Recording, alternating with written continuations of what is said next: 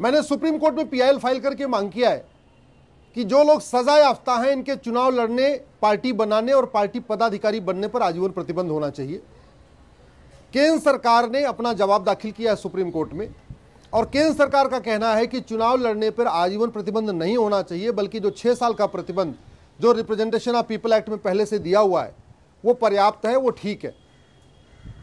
ये representation of people act 1950 में बना था और ये भी हमने नहीं बनाया, ये अंग्रेजों का कॉपी पेस्ट है। अंग्रेजों ने अपने यहाँ का रिप्रेजेंटेशन ऑफ पीपल एक्ट बदल लिया, लेकिन हमारा आज भी वही चल रहा है जो अंग्रेज बना के गए थे, वही हमारा कंटिन्यू चल रहा है।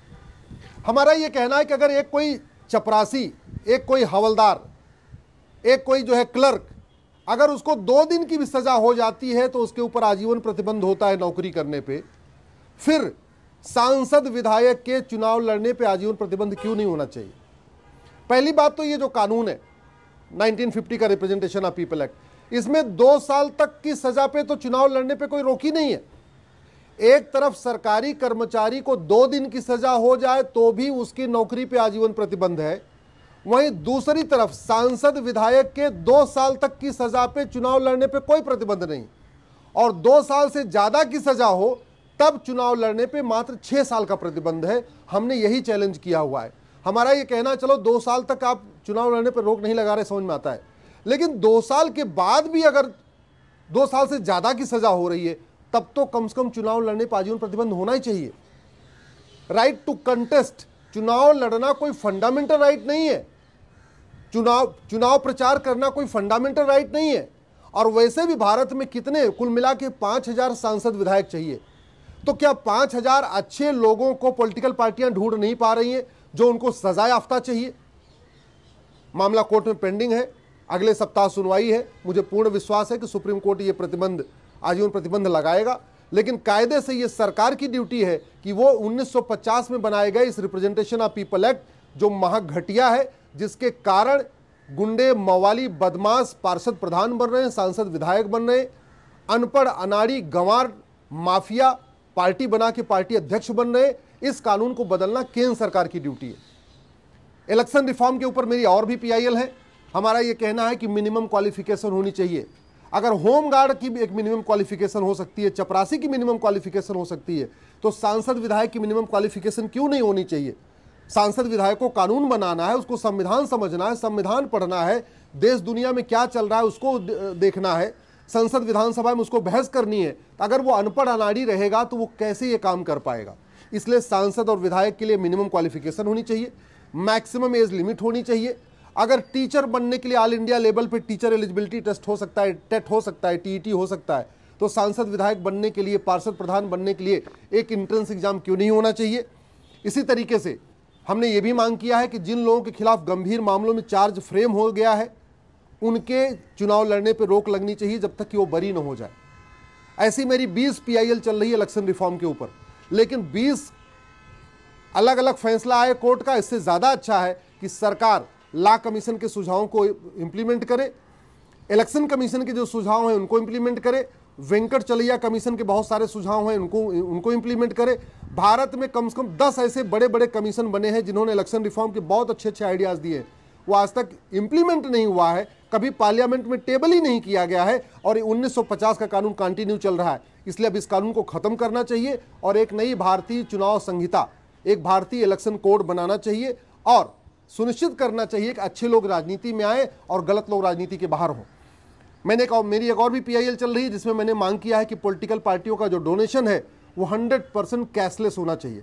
आज की डेट में अगर गोलगप्पे वाला भी ऑनलाइन लेने लग गया है पैसा, जूता बनाने वाला, कपड़े धोने वाले, मोची, धोबी, सब लोग अगर ऑनलाइन पैसा ले सकते हैं 10-10, 20-20 रुपए, तो पॉलिटिकल पार्टियां कैश में डोनेशन क्यों ले रही हैं?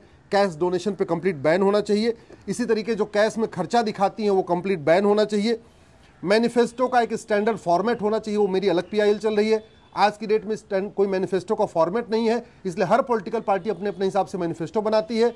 ये अपने मैनिफेस्टो में लिखती नहीं है कि उसके ऊपर कितना, राज्य के ऊपर कितना कर्जा है, देश के ऊपर कितना कर्जा है, जो पॉलिटिकल पार्टी वादा कर रही है उससे कितना और खर्चा आएगा, ऐसी कहीं लिखना नहीं होता है। इसलिए एक स्टैंडर्ड मैनिफेस्टो होना चाहिए। 1 वोटर लिस्ट होनी चाहिए। आज की डेट में पार्षद की चुनाव में अलग वोटर लिस्ट बनती है, प्रधान के चुनाव की अलग वोटर लिस्ट बनती है। जब विधानसभा का चुनाव अलग वोटर लिस्ट बनती है, संसद के चुनाव में अलग वोटर लिस्ट बनती है, पूरे साल जो सरकारी कर्मचारी हैं बेचारे वोटर लिस्ट बनाते रहते हैं, वो बैन होना चाहिए। One nation one voter list होनी चाहिए। और इसी तरीके से आज की डेट में पोस्ट ऑफिस के पास कोई काम नहीं बचा हुआ है, तो वोटर आईडी बनाने का काम पोस्ट ऑफिस को दे देना चाहिए। पोस्ट ऑफिस को वोटर आईडी बनाने का नोडल सेंटर डिक्लेयर कर देना चाहिए। जिसको भी अपनी वोटर आईडी बनवानी है वो जाएगा, अपना पोस्ट ऑफिस जाके अपना बनवा लेगा। ये घर घर भेज के वोटर आईडी क्यों बनवाना? शिक्षकों को स्कूल से निकाल के वोटर आईडी बनाने के लिए क्यों लगाना? बच्चों की पढ़ाई डिस्टर्ब होती है, पूरे साल शिक्षक वोटर आईडी बनाने में लगे रहते हैं, इसलिए बहुत नुकसान होता है। एक मेरी और पीआईएल है कि टोटलाइजर का यूज़ किया जाए। अभी चूंकि टोटलाइजर का यूज़ नहीं करते, इसलिए जब भी इलेक्शन का रिजल्ट आता है तो ये पता चल जाता है कि किस बूथ से किस पॉलिटिकल पार्टी को कितना वोट मिला है। और फिर इलेक्शन के बाद जिस पार्टी को वोट नहीं मिलता वहाँ दंगा करती है, वो फसाद करती है, झगड़ा बढ़ता है। इसलिए टोटलाइजर का यूज़ होना चाहिए। फ्रीबीज कंट्रोल करने पे एक अलग मेरी पीआईएल चल रही है। और इसी तरीके से सांसदों और विधायकों की रोल्स रिस्पॉन्सिबिलिटी तय होनी चाहिए। जो भी सरकारी कर्मचारी है उसकी ड्यूटी निर्धारित है। टीचर को कितने घंटे पढ़ाना है वो टाइम टेबल बना हुआ है। डॉक्टर को कितने घंटे ओपीडी में बैठना है और किस किस दिन ऑपरेशन करना है वो उसका एक ड्यूटी चार्टर बना हुआ है।